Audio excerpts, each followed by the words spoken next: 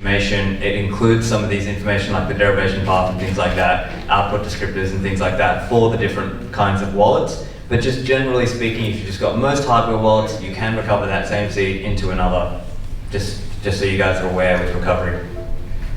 I was to ask, as regards Ledger Live, for example, applications such as this green application that we've seen, and you connect hardware wallets to that to manage those hardware wallets. They are interoperable. You can use Ledger with Ledger Live. I don't know. It depends on what you're using, but so that's kind of the earlier, like Lex, you were talking about Spectre. You really like Spectre because there's just so much interoperability. So platforms where you can use like any hardware device are super valuable, right? Because you're, one, it's just convenient regardless of what you have, but two, you're also not trusting the hardware manufacturer and the software coming from the same place, right? So yeah, like depending on what you're using, Spectre, you can use Ledger, Trezor, Coldcard, Keystone, like you can use a whole bunch of different things with it. And there's other options like Sparrow Wallet is pretty interoperable as well,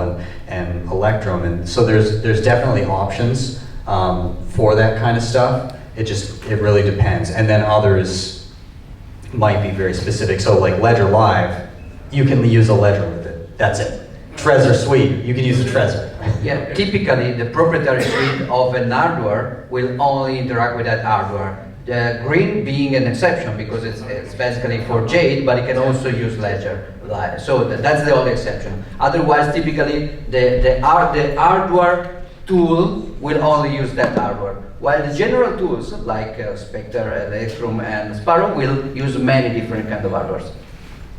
Thank you. All right, so that question was actually answered, and yeah, we jumped right into the Q&A portion, and which is good because if we can finish up early, it'll give us a chance to close out, take some pictures, and at 6 p.m., some of us are speaking on the main stage of the other conference going on next door. We're good on the camera, so you guys need a little break. No, Or we're okay to go another 20, 30 minutes. All right, so we're gonna jump into general Q&A now, and we got all of our speakers, or most of our speakers, up on the stage. So if you have a question about almost anything, go ahead, now's your chance. All right, I'll go with it.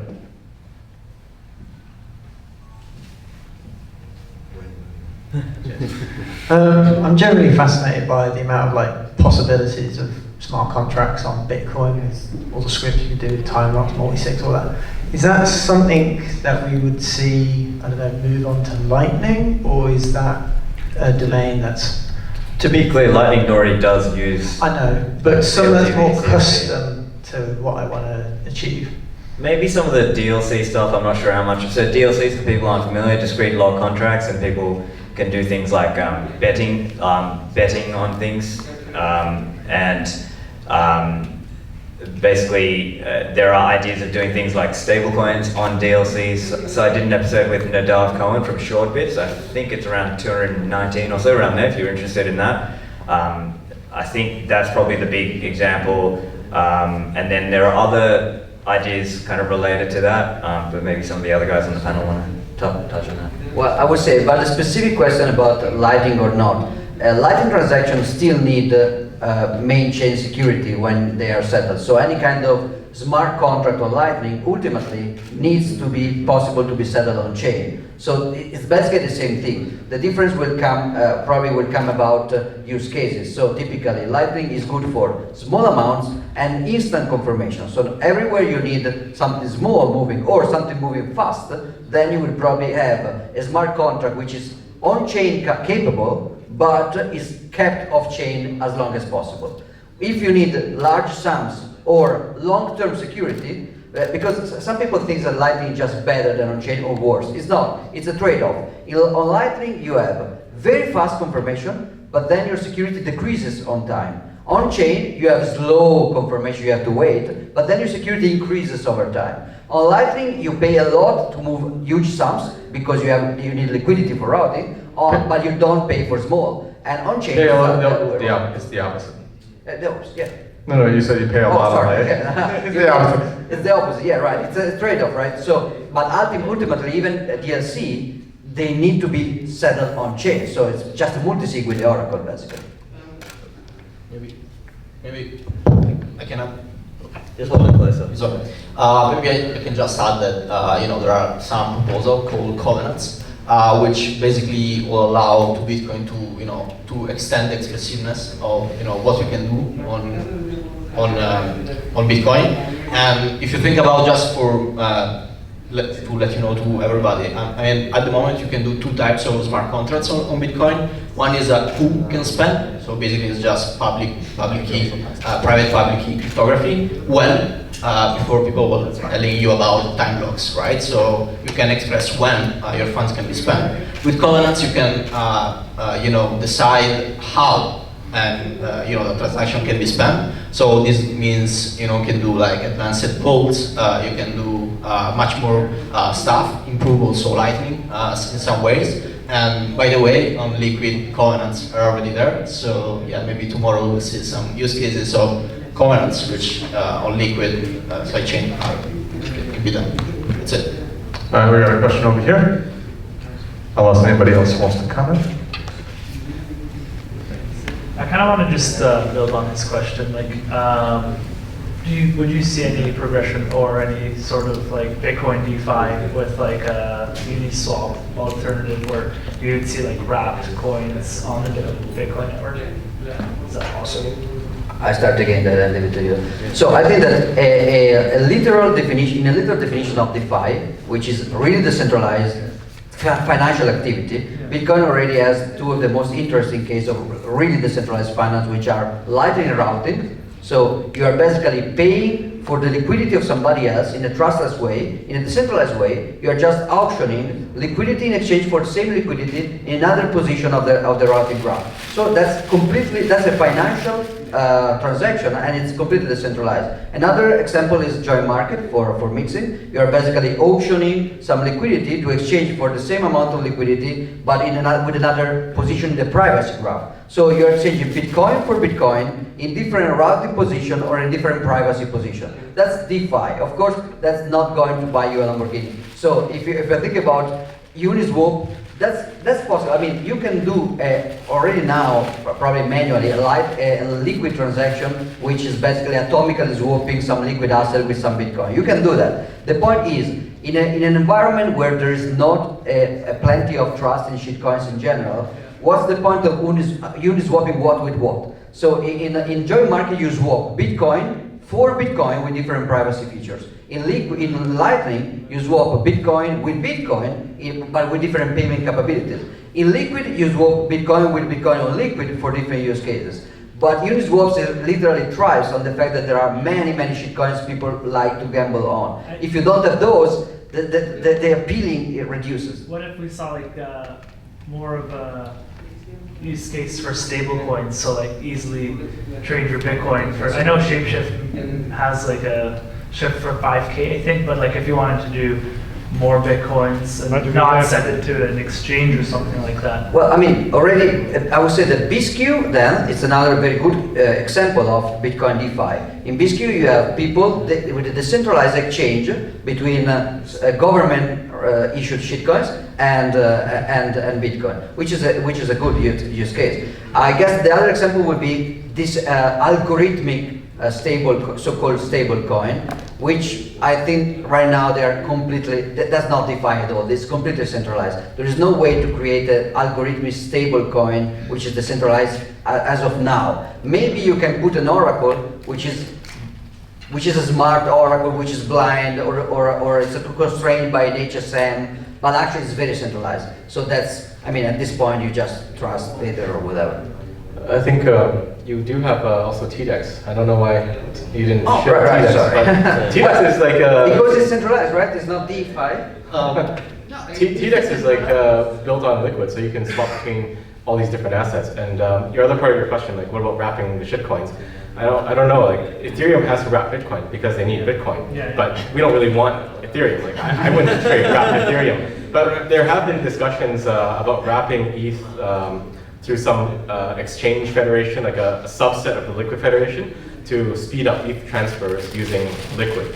But that hasn't materialized yet, but I think that is a valid use case. But I think for most Bitcoiners, you don't want to use a wrapped ETH or wrapped whatever. And, We just wrap fiat. yeah, it's like the fiat is good enough. It's shitcoiny enough. Anything to add? Yeah, I think that's what Giacomo said is very true, meaning that stablecoin is a nice use case, and I think that it's nice to experiment with these use cases on a sidechain, where, and especially on Liquid, is very, very easy to do these kind of things, especially because assets are native to the blockchain, which is even better than Ethereum kind of tokens from a technical perspective. And yeah, as Samson said, yeah, you can definitely wrap Ethereum, Shiba, Floki, whatever, but what's the point of that? Add to kind of what Giacomo was saying as well, it's just this idea, and it was a really good paper recently, it's called Bitcoin, something like Only the Strong Survive, and it was by Alan Farrington and a pseudonymous author named Big Al. Really well worth reading. I did an episode with Big Al talking about that, and essentially they're talking about this idea that a lot of shitcoin DeFi is essentially not decentralized and it's not really financed. And that the reality is what's happening, and you mentioned like Uniswap and some of these others, the reality is there's just a lot of rehypothecation going on. And so in that paper they talk about an example where, as an example, you could... Grab a seat. Yeah. All speaker panel. Yeah, can't grab a chair. But yeah, basically there's a lot of rehypothecation in like a pseudo leverage way. And so that's why it looks like there's so much volume on these Uniswap and whatever, but the reality is they did a loan and then they put some other coins into this curve and so on, and it's just like coins on top of coins on top of coins, and then they say, look how much TVL we have compared to Lightning, when they're just totally different beasts. Lightning, the amount of coins in there is reflecting how much people want to make payments or routing of payments, and then DeFi is kind of like, as Giacomo was pointing out, there's a lot of yield on top of yield on top of shitcoin governance token on top of this, that, and the other, and in the real world, is there any connection to a productive asset? No, not really. So it's kind of just a bit of a, it's a house of cards. Yeah. I don't think we'll ever get that. Like, if there is Bitcoin DeFi, like with TDEX, I don't think we're going to get those governance tokens. It's just not in Exactly. Bitcoin ecosystem DNA to make that shitcoin. And then if you don't have that governance token shitcoin, you can't like stake that for another governance token shitcoin. So we just don't have that foundation, if you call it foundation or whatever. Yeah. I think that to key in on what Samson and the guys are saying is that there is a reason to hold Bitcoin. It's like money. Why do you hold money? It helps you reduce your future uncertainty. But these yield shitcoins, like you're just holding them because the governance token is about how much more yield tokens to issue. And it's kind of like just this house of cards that is going to crash eventually, but we don't know when. And there. I got a question in the back there. I'll be right over. Just steal it. Okay. I'm just an extend. I'm just going to leave. Quick one. What happens when the Lightning nodes get regulated? Get? Or if they get regulated? Or they what? if If the the regulation Lightning- comes out and they say, okay, you guys need to get regulated. What they're saying, like, they need money transmitting licenses to run Lightning nodes, then I've got to watch my language in Dubai, but I don't think we need to pay much attention to that. A lot of people that run full Lightning nodes are doing it behind Tor, and yeah, I mean, good luck. Yeah.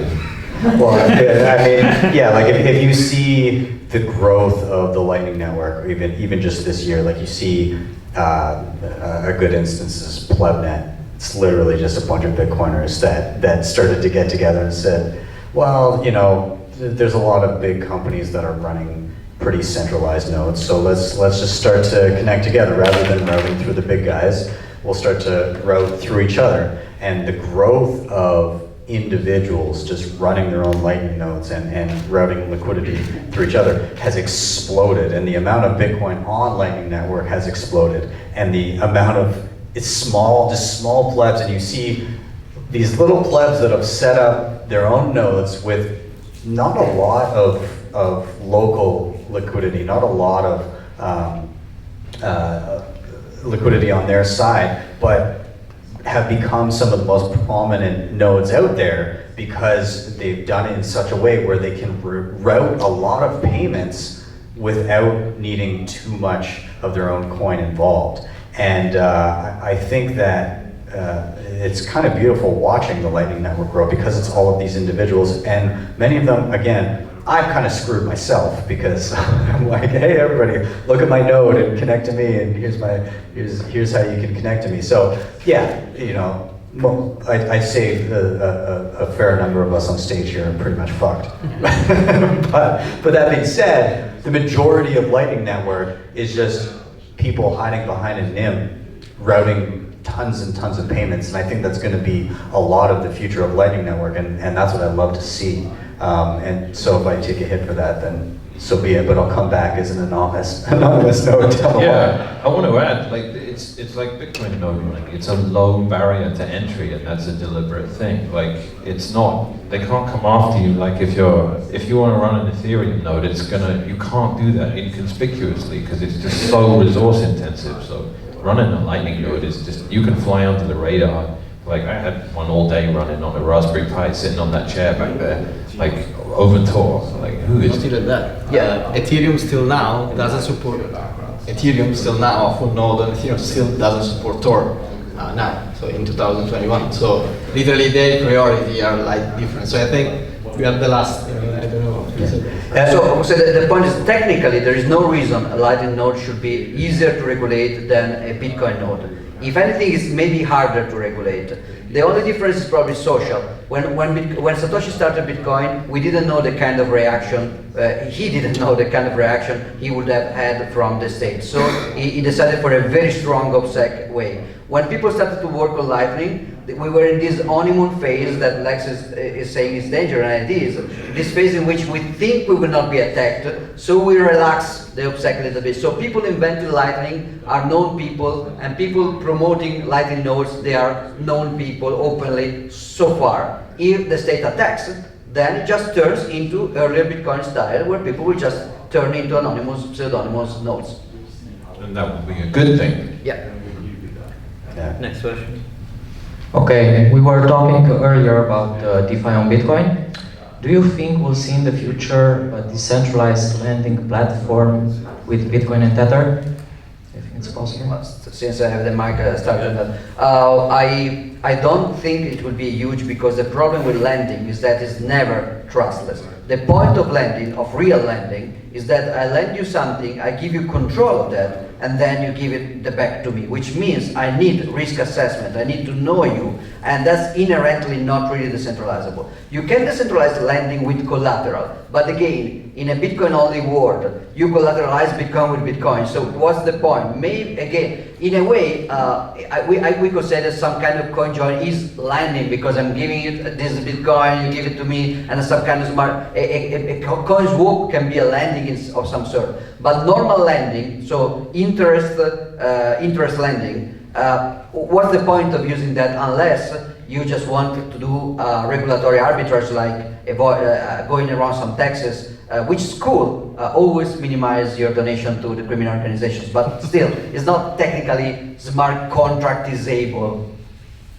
I think HODL is pretty good. It's KYC-less, and I think they're working on a liquid-based offering, so then you have that privacy too. So maybe that's the best thing. Like, you keep your own keys and you're still lending, and it's private. Centralized, but not custodial. Yeah, I'm not sure I fully agree that there are circumstances where you can lend people money. They can have control over the money, but the collateral they have to put up to be able to borrow it is worth more than what you lend them. And I think HODL, I don't know whether they do or not, but it's certainly feasible for if price does X, Y, Z, obviously Oracle problem. Sure. Then collateral gets liquidated. It's almost a situation where you want them to default because you get more Bitcoin back. Sure. What I mean is that's centralized. So it's not DeFi. The centralized lending is fine. Decentralized means that people should be able to manage the collateral as well. So if Bitcoin is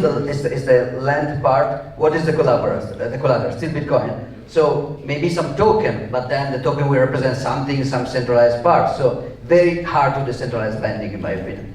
And again, it's also, to your point earlier, in a Bitcoin-only world, that it doesn't make sense. Right now, it makes sense in the context of, people use dollars and people use Bitcoin, and somebody may not want to sell their Bitcoin but they may want dollars. And so in that instance, it makes sense. It's not, again, not decentralized necessarily, but it makes sense in terms of lending, why somebody might want to lend US dollars in some form of stablecoin, with Bitcoin as collateral. But yeah, personal preference, I suppose. Any other questions? We have a few more minutes. Next one there. No, just in front. Yeah. Oh. This is a security question, as I learned a lot over the day. So I thought I was on top of my security. I have a few hardware wallets, and now if I want to move to get a node, and then I have to essentially use coin join or clean the coins before sending them to the next hardware wallet, or it would be pretty much useless, right?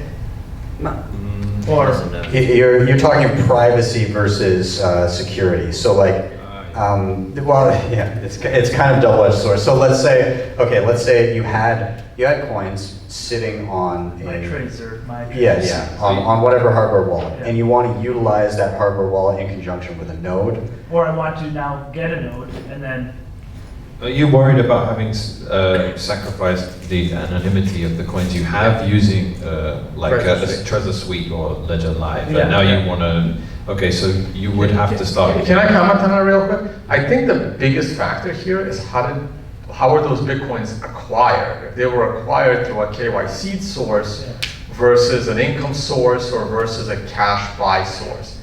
That is question number one. And then, because you may not need to go through a bunch of hoops based on how it was originally acquired. Well, if it was acquired even in a non-KYC fashion using BISC, and then you put them on a Trezor and you use Trezor Suite, they're still not anonymous anymore. Yeah. You've sent Yeah. So the point that if I understand what you're getting at correctly, sorry to jump in, it would be you generate a new mnemonic in some way, multi-sig, something like that, and when interacting with it, when generating the keys, you'd use something like Spectre, which would only interact with your own full node, and then you'd never betray your addresses. Yeah, but the point I think is more like, would you coin join? Would you essentially wash it through a coin join Or just and then send them into that new setup, which you could do, but of course you've got to think about the practicalities of that, the fees you might pay doing that, and the technical competence required to do it. To say use whichever coin join you want to use. It's an option, but you will pay fees for it. And you end up with, it's a good time to do it because the fees are really low at the moment, but if you've got like say 5 Bitcoin, you're going to end up, if you use Wasabi, that's 50 UTXOs you're going to end up with. Also, just be mindful that there are 2 levels of protection. One level is nobody knowing you own those coins at that time, and you already lost this, and you will never recover it, even if you mix it now. But the second level is nobody knows what I have now and what I keep using in future transaction, which would be, I mean, it's better than nothing. So one thing is breaking the connection between your dirty coins connected with your IP and the clean coins. So you mix. Now you're safe in the sense that nothing it will happen now will be connected to you. But you're not safe in the sense of the memory of you having Bitcoin at that time. So you need a boat accident just after. Right? So people explain that also as forward privacy. So the idea is, once you have purchased on a KYC exchange, that record is always there. But the idea is, at least after coin joining, you have forward privacy in terms of what happens to those coins. And deniability. Yeah. So that's kind of the way to think about it. But as an example, let's say Stefan Rivera bought on a KYC exchange, and then I use CoinJoin afterwards. Well, that exchange could still get subpoenaed or requested the info, and the exchange will give up the info to tax authorities or to police or whatever, law enforcement, and I can never undo that record, right? That record is always there now. So if you're really concerned about the privacy stuff, that's why you generally want to acquire non-KYC or mine those coins or earn them non-KYC. But these are all different trade-offs, right? So you have to. And it's important to not forget that yes, we're up here saying government, but like that's not the only attack vector. If an exchange gets hacked and all of the information of all of the users gets leaked, then all of a sudden, if you've got a meaningful amount of Bitcoin accumulated through a particular exchange over a set period of time, then that information is available to whoever the hell gets their hands on it through the dark web, right? And that makes you a target, not just online, but potentially at your home address, right? And so this is another important aspect of CoinJoin and breaking those links is if you want a true clean slate, if you want to really break those links, as much of a pain in the ass as it can be, you could sell those coins on a KYC exchange, take that taxable event, and then start rebuying via BISC and sending direct to your hardware wallet connected to your own node, if you really want to be super squeaky clean about it. But even then, you have to hope that the attacker showing up at your home will actually have a very updated list. Oh, you got non-KYC, great. Well, if you're okay with your privacy set with your current setup, I don't know if you need to mix it. Like, if you've done it like with Trezor, maybe they might have your IP, but I don't think they're logging. I don't think so. But you should be able to just move that to your own wallet.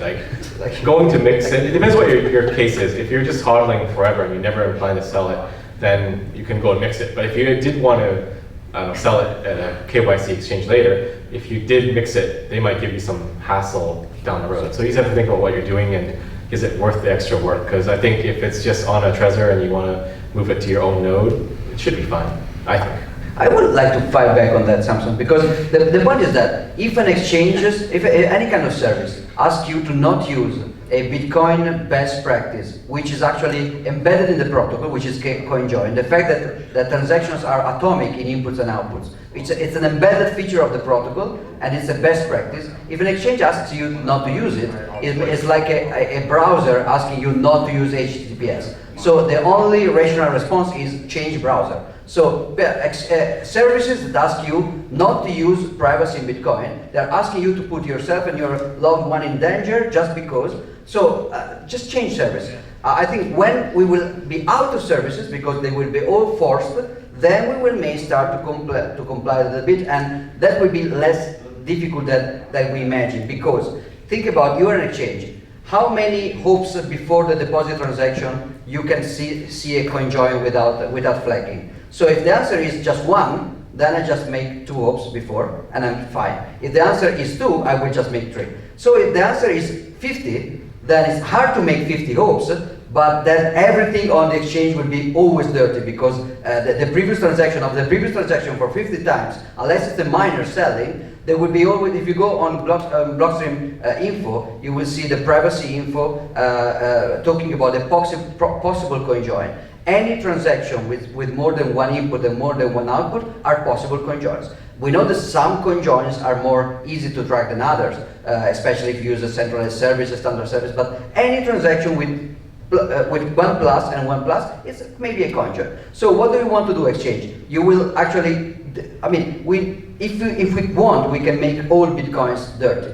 And we can also start to dust attack public big addresses. So I think that we cannot lose this fight. We should not normalize exchanges asking us. It's like you go to a bank, you want to deposit some cash, and they say, yes, well, unless I send my private detective to your home and you are closing your curtain when you take a shower. If you don't do that, I can leave you deposit. Otherwise, if I cannot see you naked, you cannot deposit. And that's a perverted thing to ask, right? Did someone ask you to do that? I was gonna note you're wearing a Bull Bitcoin shirt. They actually in the background they do Wasabi CoinJoin of all the coins that go through there. Which, yes, you're buying from a KYC exchange. But what that does is, as you're purchasing coins, it makes sure that the person who purchases those coins don't see who deposited those coins initially or in turn sold those coins. So it kind of breaks the link. So as you purchase coins from that exchange, you can then trace back and discern whose coins those were and start to piece together what they have. And one last point. You don't have my coins are XYZ because you have different groups of coins acquired in different ways, and that's a point about coin control. you've told us maybe it's true what you said, maybe not, but it can often be really prudent to have, I mine some coins, yeah, it's less than 1% of my stash or whatever, but that's very carefully kept separate from the coins acquired from a KYC exchange. Bull Bitcoin's awesome, of course, but you still have to trust that they don't keep a record of the withdrawal address you gave them when you gave it. It's awesome that they use CoinJoin, but it's not as perfect as you using Wasabi yourself. It's not the same thing. So you can acquire through mining, you can acquire through earning coins, which again isn't perfect because there's no perfect privacy in a transaction unless you're transacting literally with yourself. Like there's always someone on the other side of it unless it goes through a CoinJoin again. But like, so you can have two stashes is my point, and you can have a KYC free stash and you can slowly sort of move things from one to the other, and you can have things just joining all the time when fees are cheap. Just as some pragmatic advice, you know, fees can be cheap, it can be a weekend. So maybe you've got 2 or 3 Bitcoin, you stick 0.5 of a Bitcoin in Wasabi, leave it cleaning all weekend, and then you bring, 5 UTXOs over to your KYC clean coins. And those are ones that if you ever spend, they only go through your node. And you're very careful with them and you treat them respectfully, and then you still have your other legit lump of, very, very KYC coins. To summarize with the joke. Yeah, we gotta close out, so finish up. Always mix with others, never mix with yourself. I don't disagree with Giacomo, but my advice was like pragmatic. In case you have no choice, then you want to think about it. But I agree with him completely about the shittiness of looking at tainted coins and things like that. I would like to just point out to our language here, washing and cleaning and dirty and tainted. It's not the right language to get social consensus for privacy, but just to drive home the point of why privacy is important. What do you guys think? What is the most mainstream privacy technology in the world? Curtains. Almost. Closing. Underwear, yeah. Closing. We wear clothes because we want our privacy. All right, great way to close out. Let's have a round of applause for all our speakers today.